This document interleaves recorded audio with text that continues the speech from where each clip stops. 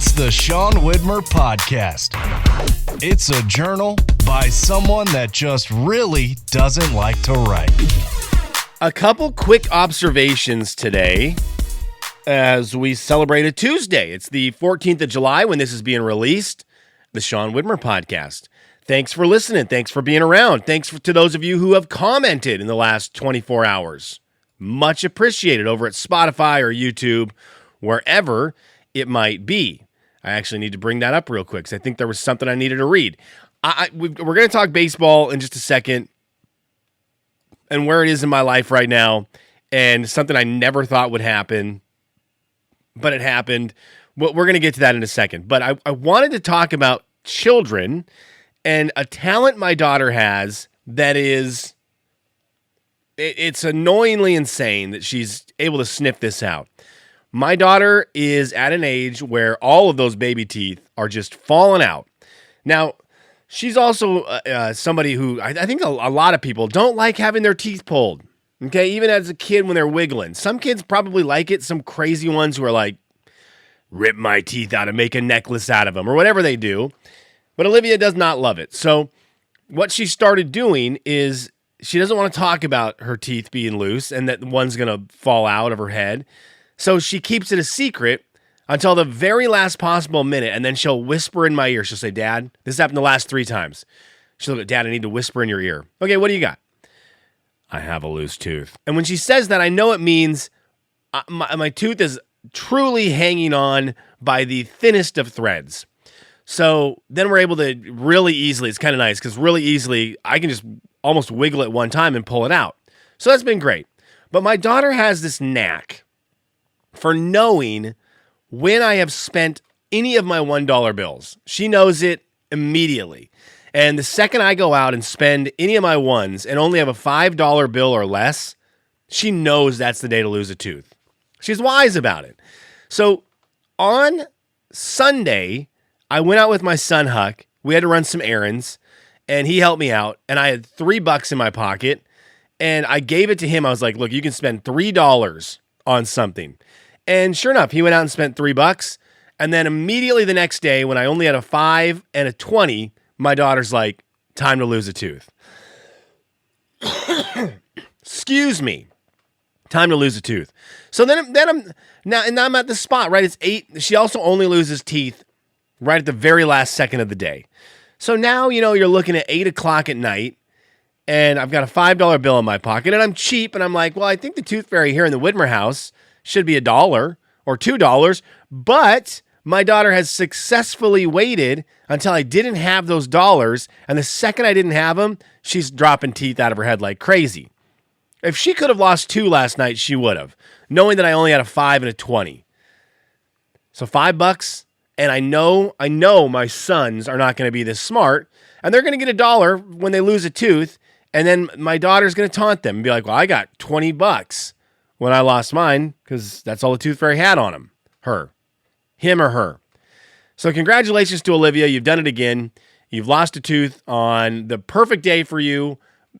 Less than 24 hours. Well, about 24 hours after I'd spent the money that was going to go for your mouth.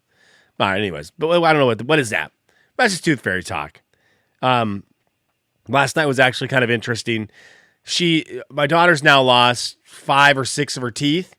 And she's got some of them that have already grown all the way back in. And she's done this. This has been the same song and dance forever. She hasn't even noticed the last 4 teeth she's lost. She hasn't even noticed when she loses them because she waits so long before she tells us.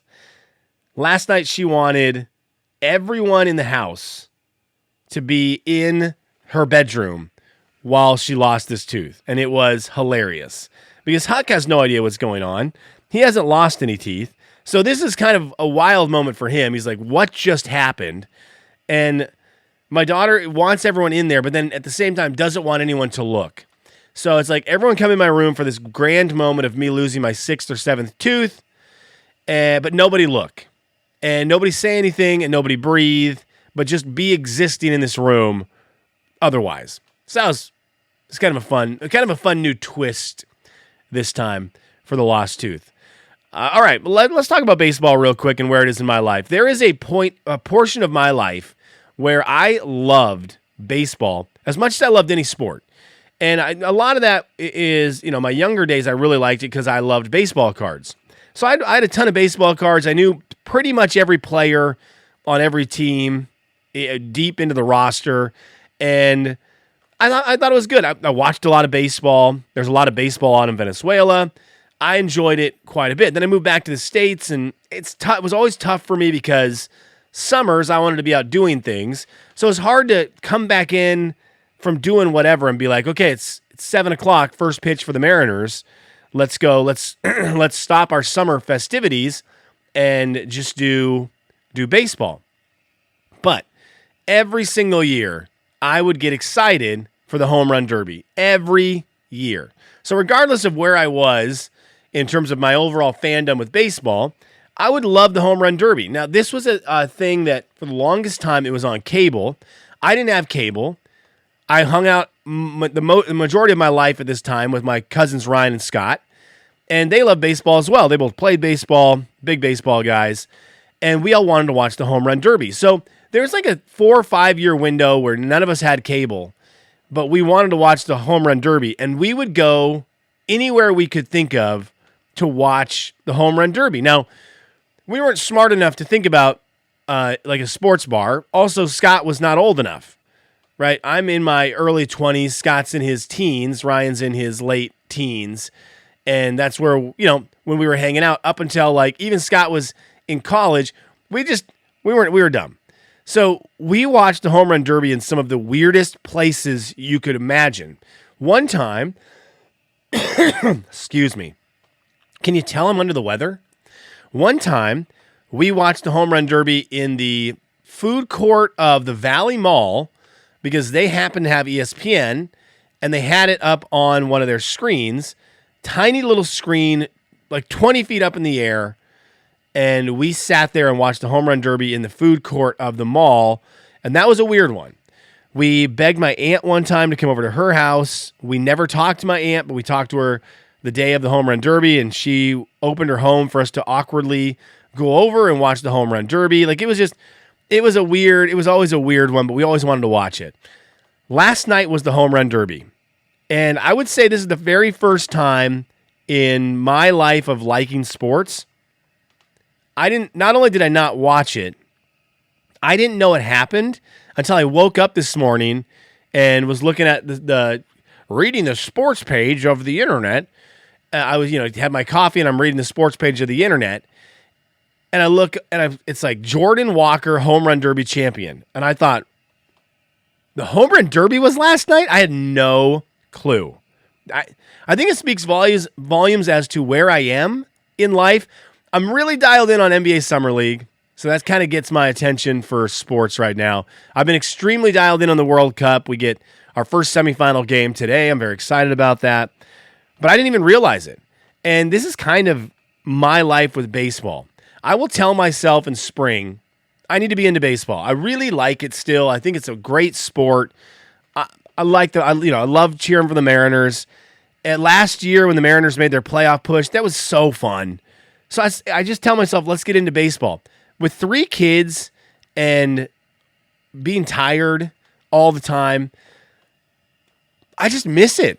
Now, and to be fair, like last night, we got the kids to bed, and I normally have basketball on Monday nights, but I'm a bit under the weather, so it's like I'm not going to go play basketball because A, I can't breathe, and 2, I don't want to get any of the guys sick. So I skip basketball. I'm home on Monday night for the home run derby. Instead, I sat on the couch with my wife, and she watched this show, Summer House, which is near the bottom of the barrel in trash TV, which we love. We love some trash reality TV from Bravo or whatever it's on. But no clue the home run derby was happening, and I sat there and watched Kyle and Amanda pretty much duke it out over Kyle being a late night knucklehead at the bars. So that's where we're at. That's where I'm at with the state of baseball and me in 2026. I get all my baseball news from Darnay Tripp in his San Diego Padres coverage. One thing I'm running into with his coverage is TikTok and Instagram. I feel like they're not spitting his reels at me in a chronological order. So he'll have a new reel up about San Diego Padre baseball, and I'll watch it. I'm like, okay, I'm caught up. And then I'll look and it says, posted 14 days ago.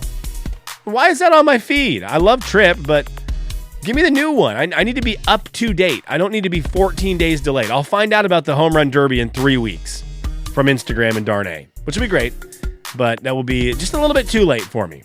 Okay, that's what we got today. Thanks for being here. I'm going to go try to figure out how to make my voice work for work today. See ya.